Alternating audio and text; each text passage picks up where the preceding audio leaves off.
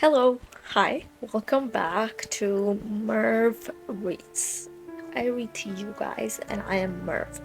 And sorry, if you came back hoping to get into another lesson of the previous book I was reading, I'm not reading the same book today. I will be reading you guys The Bastard of Istanbul, written by Elif Shafak. And the reason why I decided to read you guys, let me just unpack a little here. The reason why I'm in my bed and the reason why today my setup is so different is because I'm sick. I'm really sick.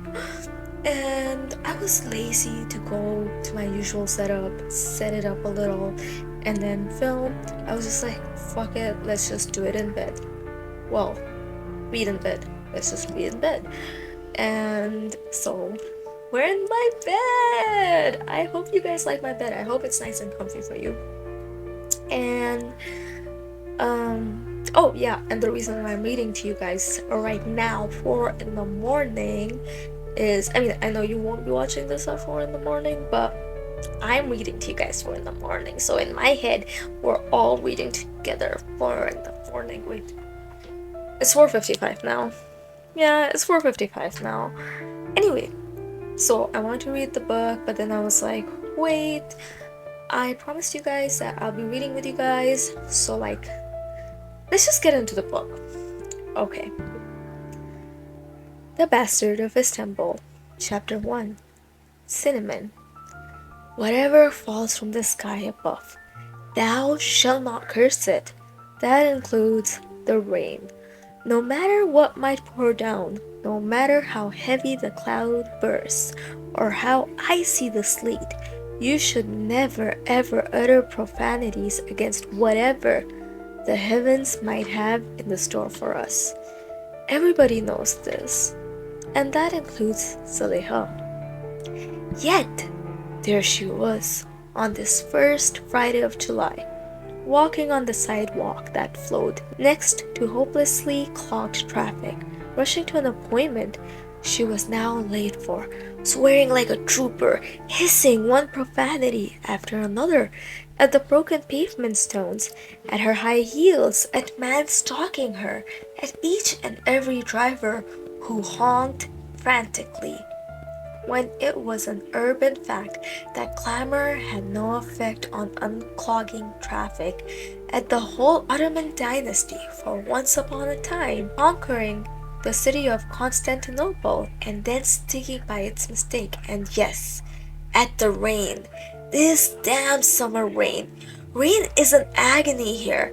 In other parts of the world, a downpour will in all likelihood come as a boon for nearly everyone and everything. Good for the crops, good for the fauna and the flora, and with an extra splash of romanticism. Good for lovers. Not so in Istanbul, though. Rain, for us, isn't necessarily about getting wet.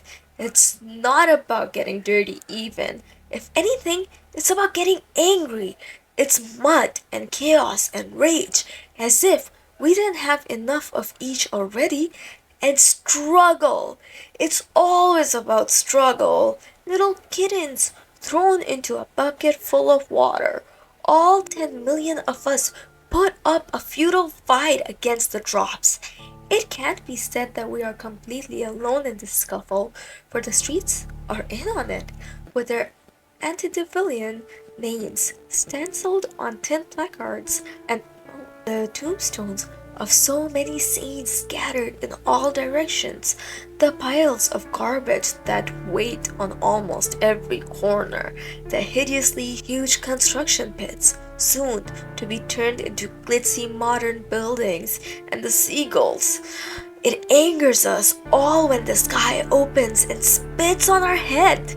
Final drops reach the ground, and many more perch unsteadily on the now dustless leaves at that unprotected moment when you are not quite sure that it has finally ceased raining, and neither is the rain itself. In that very interstice, everything becomes serene. For one long minute, the sky seems to apologize for the mess she has left us in, and we with driblets still in our hair, slush in our cuffs, and deeriness in our gaze, stare back at the sky, now a lighter shade of cerulean and clearer than ever.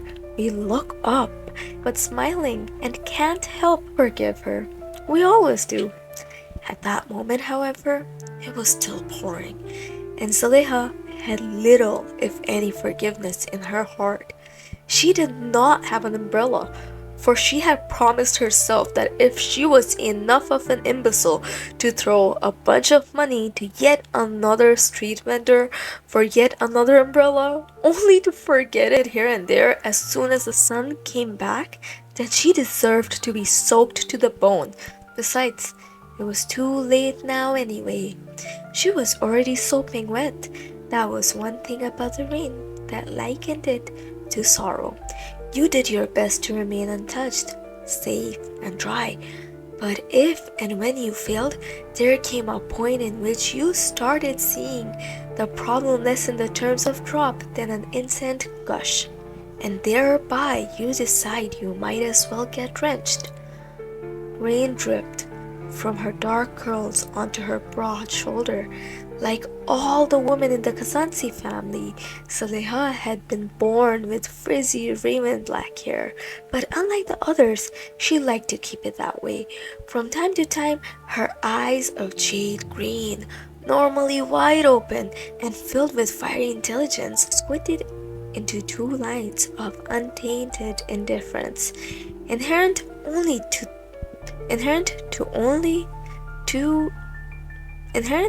to three groups of people: the hopelessly naive, the hopelessly withdrawal, and the hopelessly full of hope. She being none of these, it was hard to make sense of this indifference, even if it was such a flickering one. One minute it was here, canopying her soul to drugged insensibility. The next minute it was gone, leaving her alone in her body. Thus she felt on that first Friday of July, desensitized, as if anesthetized, powerfully corrosive mood for someone so zestful as she. Could this be why she had absolutely no interest in fighting the city today, or the rain for that matter?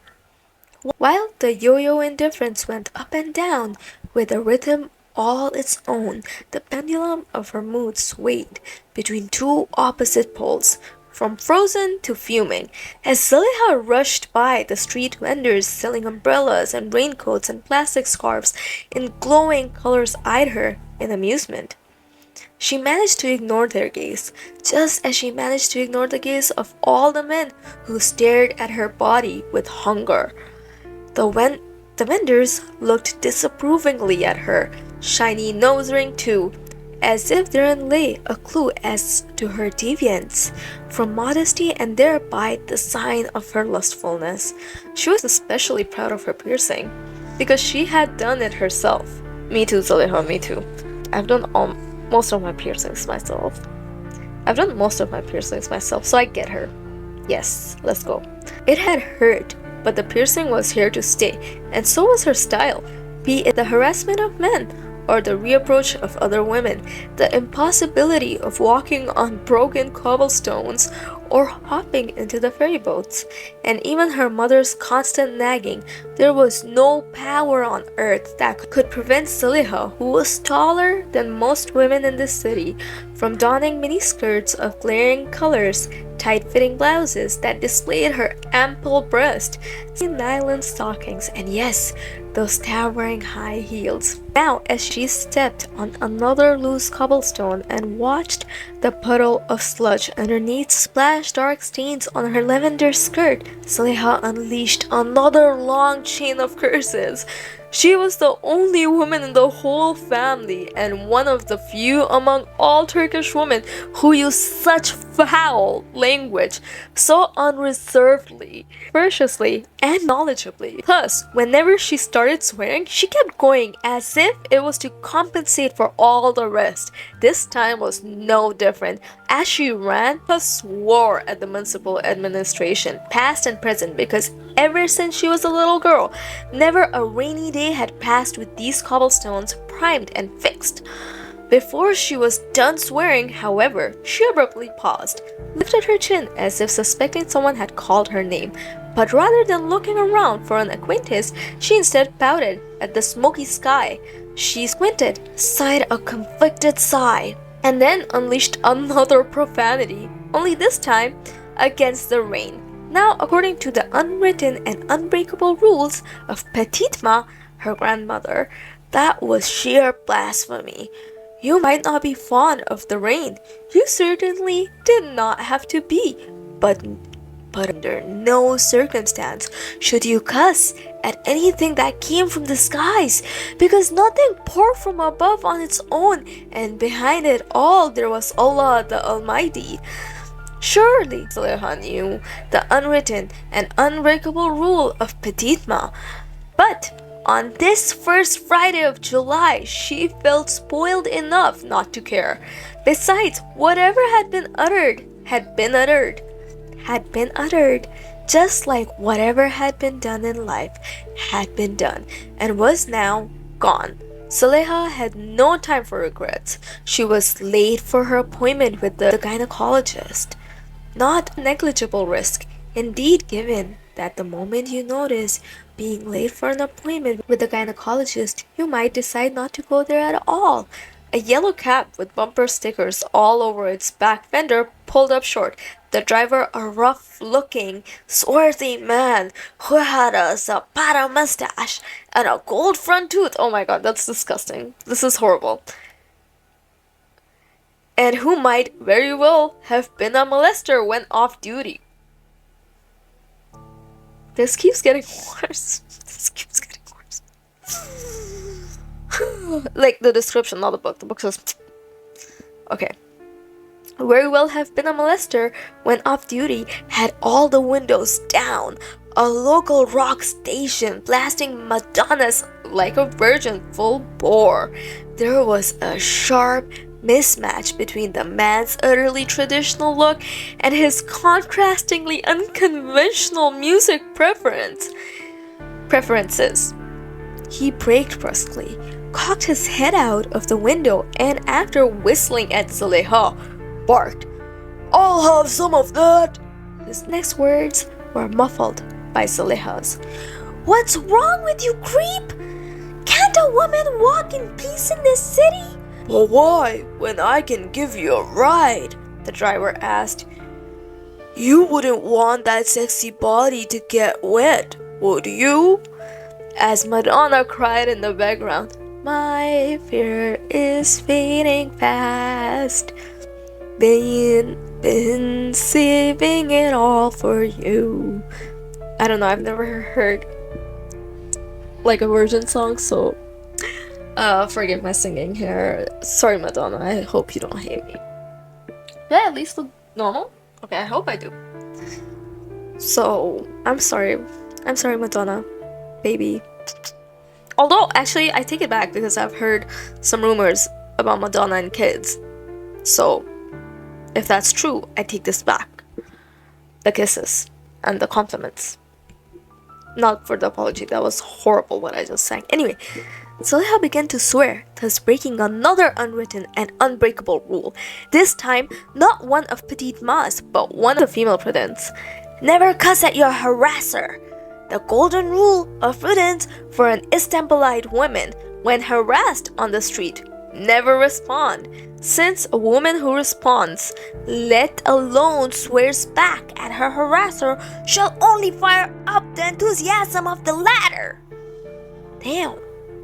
Zuleha was no stranger to this rule, and she knew better than to violate it. But this Friday of July was like no other, and there was now another self unleashed in her. One far more carefree and brash and frighteningly furious. It was this other Zuleha that inhabited most of her inner space and took charge of things now, making decisions in the name of both. That must be why she continued to curse at the top of her voice as she drowned out Madonna, the pedestrians, and umbrella vendors gathered to see what kind of trouble was brewing. In the turmoil, the stalker behind her flinched, knowing better than to mess with a mad woman. But the cab driver was neither as prudent nor as timid, for he welcomed all the fuss with a grin. Saleha noticed how surprisingly white and flawless the man's teeth were, and could not help wondering if they were porcelain capped. Little by little, she once again felt the wave of adrenaline escalate in her belly, churning her stomach, accelerating her pulse, making her sense that she, rather than any other woman in her whole family, might someday kill a man. Fortunately for Zuleha, it was then that the driver of the Toyota behind the cab lost patience and honked, "Beep beep!" as if awakened from a bad dream. Zuleha came to her senses and shivered at her grim situation. Her proclivity to violence scared her, as it always had. In an instant, she was quiet and veered aside, trying to inch her way through the crowd. Yet in her haste, Saleha's right heel became stuck under a loose cobblestone. Infuriated, she pulled her foot out of the pedal under the stone, while her foot and shoe came loose. The heel of her shoe broke, thus reminding her of a particular rule she should have never put out of her mind in the first place. So a rule of prudence for an Istanbulite woman when harassed on the street: do not lose nerve, since a woman who loses her nerve in the face of harassment and thus reacts excessively will only make matters worse for herself. The cab driver laughed. The horn of the Toyota behind blared again, and the rain hastened on, and several pedestrians in unison. It was not tisk, but that's what's written, but in unison. Though it was hard to tell what exactly they were reprimanding amid all the tumult, they had caught sight of an iridescent bumper sticker on the back of the cab. Glittering on the back of the cab, "Don't call me wretched," it declared. "The wretched too have a heart." Okay. I have no comments to that. As she stood there blankly staring at these words, suddenly she felt tired beyond herself, so tired and taken aback that one would suppose it wasn't the everyday problems of an Istanbulite that she was dealing with.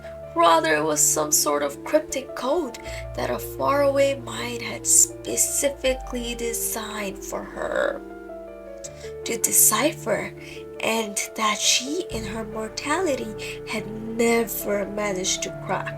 Soon the cab and the Toyota left, and the pedestrians went their separate ways, leaving Saleha there, holding the broken heel of her shoe as tenderly and despondently as if she were carrying a dead bird. I just want to hug Saleha. I just want to be like, "Come here, my girl. I'm sorry all this is happening to you." Now, among the things included in Saleha's chaotic universe, there might be dead birds, but certainly not tenderness and despondency. She would have none of those. She straightened up and did her awkward best to walk with one heel. Soon, she was hurrying amid a crowd with umbrellas, exposing her stunning legs, limping her way like a note out of tune. She was a thread of lavender, a most unbefitting hue fallen into a tapestry of browns, grays, and more browns and grays. Though hers was a discordant color, the crowd was cavernous, enough to swallow her disharmony and bring her back into its cadence. The crowd was not conglomeration of hundreds of breathing, sweating, and aching bodies, but one single breathing, sweating, and aching body under the rain. Rain or sun made little difference. Walking in Istanbul meant walking in tandem with the crowd. As Zuleha passed by dozens of rough-looking fishermen silently standing side by side along the old Galata bridge, each holding an umbrella in one hand and a spinning rod in the other, she envied them for their capacity for stillness. This ability wait for hours for fish that did not exist, or if they did, turned out to be so tiny that in the end they could only be used as bait for another fish that would never get caught. How amazing was this ability to achieve plenty by achieving little, to go home empty-handed yet still satisfied. At the end of the day, in this world, serenity generated luck, generated felicity, or so suspected Zaleha. Suspect was all she could do on this particular matter, for she had never before tasted that kind of serenity, and she didn't think she ever could. At least not today. Definitely not today. Despite her hurry, as she wound her way through the Grand Bazaar, Zaleha slowed down. She had no time for shopping, but would go inside for just a quick glance, she assured herself as she surveyed the storefront. She lit a cigarette, and as the smoke curled from her mouth, she felt better, almost relaxed. A woman who smoked on the streets was not highly regarded in Istanbul, but who cared? Zaleha shrugged. Hadn't she already waged a war against the entire society? With that, she moved toward the older section of the bazaar. There were vendors here who knew her on a first-name basis, especially the jewelers. Zaleha had a soft spot for glittery accessories of all sorts: crystal hairpins, rhinestone brooches, lustrous earrings, pearly boutonnieres, zebra-striped scarves, satin satchels, chiffon shawls, silk pom-poms, and shoes always with high heels. Never a day had she passed by this bazaar without ducking into at least several stores, bargaining with the vendors, and ending up paying far less than the amount proposed for things she had not planned to purchase in the first place. But today she thrifted by a few stalls and peeped into some windows. That was it. Zaleha lingered in front of a stand full of jars and pots and flasks full of herbs and spices of every color and kind. She remembered one of her three sisters asking her this morning to get some cinnamon, though she couldn't remember which one had asked. She was the youngest of four girls, who could not agree on anything but retained an identical conviction of always being right, and feeling each had nothing to learn from the others but lots to teach. It felt as bad as missing the lottery by a single number. Whichever way you might try to consider the situation, you could not rid yourself of feeling subjected to an injustice that was beyond correction. All the same, Zaleha purchased some cinnamon, not the crushed powder, but sticks. The vendor offered her tea and a cigarette and a chat, and she rejected none. While she sat there, her eyes nonchalantly scanned the shelves until they locked onto a glass tea set. That, too, was among the list of the things she could not resist buying. Tea glasses with gilded stars, and thin, delicious spoons with brittle saucers with gilded belts around their bellies. There already must be at least 30 different glass tea sets at home, all bought by her, but there was no harm in buying another set, for they broke so easily, so damn fragile, muttered Zaleha under her breath. She was the only one among all the Kazansi females capable of getting infuriated at tea glasses when they broke. Zaleha is me, I repeat. Zaleha is me. Like, I buy so many of... I'll get back to the book, sorry. So, I understand. Meanwhile, 77-year-old Petite Ma, for her part, had developed a completely different approach. There goes another evil eye, Petite Ma exclaimed, each time a tea glass fractured and fell apart. Did you hear that ominous sound? Crack! Oh, it echoed in my heart. That was somebody's evil eye, so jealous and malicious. May Allah protect us all. Whenever a glass broke or a mirror cracked, Petite Ma heaved a sigh of relief. My family, same, same. It's like whenever a glass breaks, it's like, oh, whatever bad, evil thing was gonna happen has now disappeared. No more evil stuff now.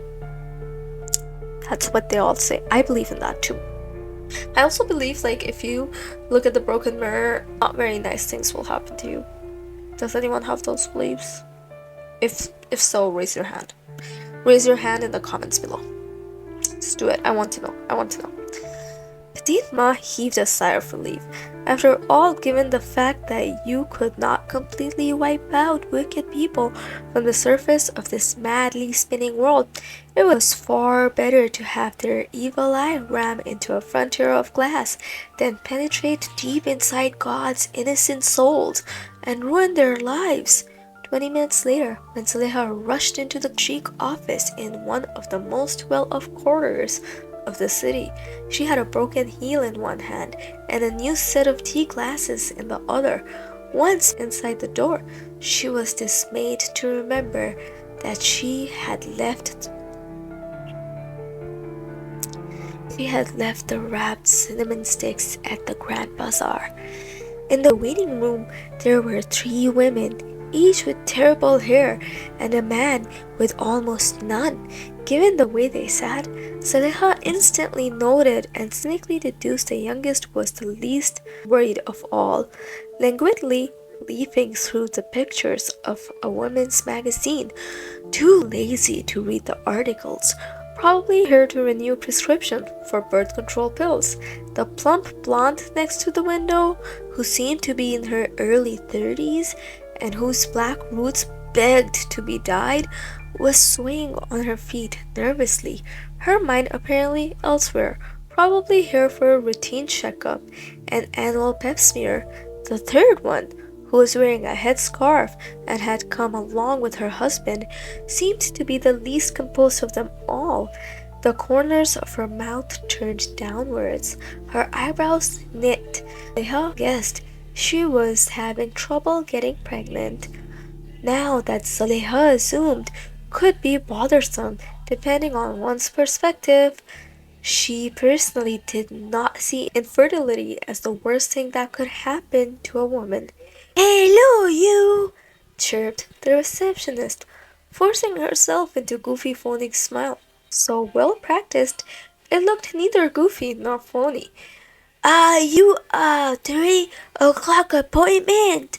The receptionist seemed to be having a hard time pronouncing the letter R. As if to compensate, she went to extraordinary lengths by accentuating the sound, raising her voice, and offering an extra smile on top of that whenever her tongue bumped into that ominous letter. To save her burden, Zaleha nodded instantly, and perhaps too heartily. And what exactly are you here for, Miss 3 o'clock appointment?" Zaleha managed to ignore the absurdity of the question.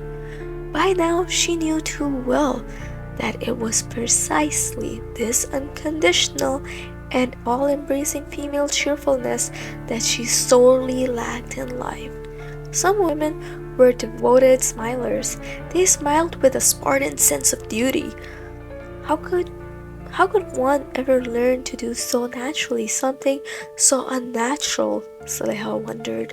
But leaving aside the question that tugged at the edges of her mind, she responded, "An abortion?" The word hovered in the air, and they all waited for it to sink. The receptionist's eyes grew small, then large, while the smile on her face disappeared. Zaleha couldn't help feeling relieved. After all, unconditional and all-embracing female cheerfulness brought out all the vindictive streak in her. "I have an appointment," Zaleha said, tucking a ringlet behind her ears, while letting the rest of her hair fall around her face and over her shoulders like a thick black burqa. She lifted her chin, thus accentuating her aquiline nose, and felt the need to repeat a notch louder than she intended or maybe not.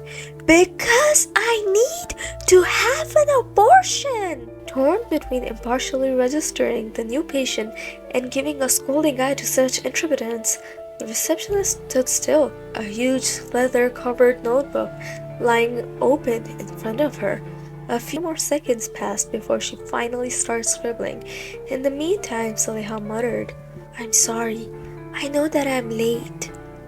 The clock on the wall indicated that she was 46 minutes late, and as her gaze rested on it for a second, she looked as if she were drifting away. It was because of the rain. That was a little unfair to the rain, since the traffic, the broken cobblestone, the municipality, the stalker, and the cab driver, not to mention the stop for shopping, should also have been held accountable for her delay. But Zaleha decided to bring up none of those.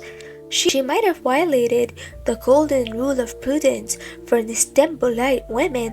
She might have also violated the silver rule of prudence for an Istanbulite woman, but she held her ground to abide by the copper rule of prudence for an Istanbulite woman.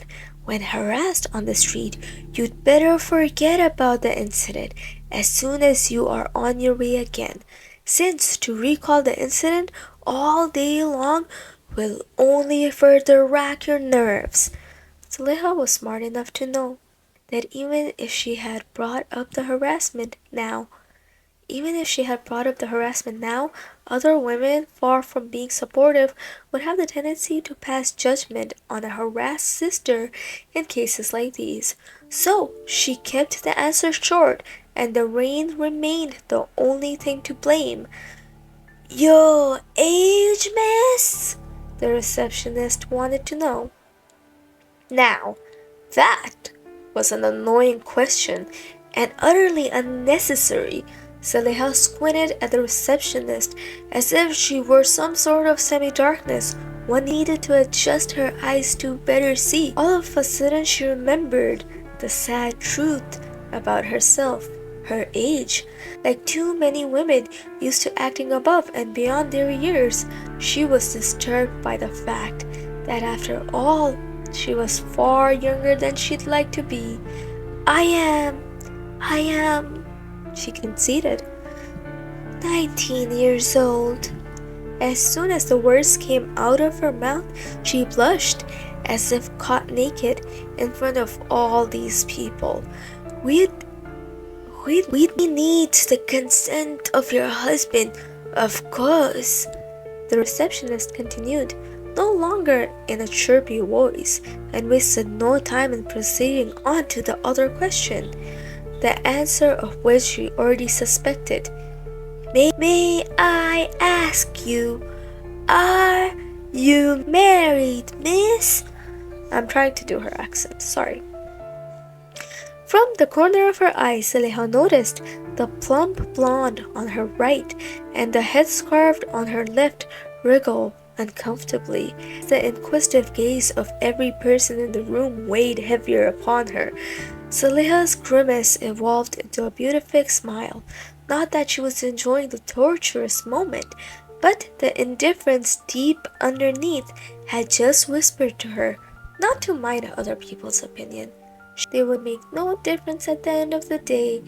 Lately, she had decided to purge certain words from her vocabulary, and now that she recalled the decision, why not start with the word shame?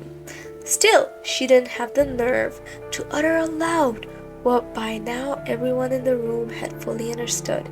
There was no husband to consent to this abortion. There was no father. Instead of a baba, there was only a void. Fortunately for Zaleha, the fact that there was no husband turned out to be an advantage in formalities. Apparently, she didn't need to get anyone's written approval. The bureaucratic regulations were less keen to rescue babies born out of wedlock than those born to married couples. A fatherless baby in Istanbul was just another bastard, and a bastard was just another sagging tooth in the city's jaw, ready to fall out any time. Your birthplace? The receptionist continued tearily. Istanbul, Zuleha shrugged, as if to say, where else could it be? Where else on earth but here? She belonged to the city. Wasn't that visible on her face? After all, Zuleha considered herself a true Stambulite, and as if to reprimand the receptionist for failing to see such an apparent fact, she turned back on her broken heel and invited herself to the chair next to the headscarfed woman. It was only then that she took notice of the latter's husband, who was sitting still, almost paralyzed with embarrassment. Rather than passing judgment on Zaleha, the man seemed to be wallowing in discomfort of being the only male here in such a blatantly feminine zone.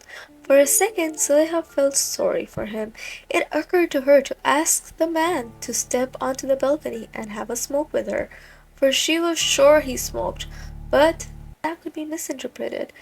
An unmarried woman could not ask such questions of a married man, and a married man would display hostility toward another woman when next to his wife. Why was it difficult to become friends with men? Why did it always have to be like that? Why couldn't you just step out onto the balcony and have a smoke and exchange a few words and then go your separate ways? Saleha sat there silently for one long moment. Not because she was dog tired, or because she was fed up. She was all the attention, which she was as well, but because she wanted to be next to the open window, she was hungry for the sounds of the street. A street vendor's husky voice infiltrated the room. Tangerines! Fragrant! Fresh tangerines! God, keep shouting, Saleha muttered to herself.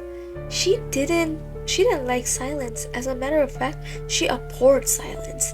It was okay that people stared at her on the street, in the bazaar, at the doctor's waiting room, here and there, day and night. It was all right that they watched and gawked and eyeballed at length again, as if seeing her for the first time. One way or another, she could always fight back their gaze. What she could not possibly fight back was their silence. Tangerines! Tangerines! How costs a kilo? A woman yelled from an open window on the upper floor of a building across the street. It had always amused Saleha to see how easily, almost effortlessly, the denizens of the city were capable of inventing unlikely names for ordinary professions. You can add an ist to almost every single thing sold in the market, and the next thing you know, you had yet another name to be included in the elongated list of urban professions. Thus,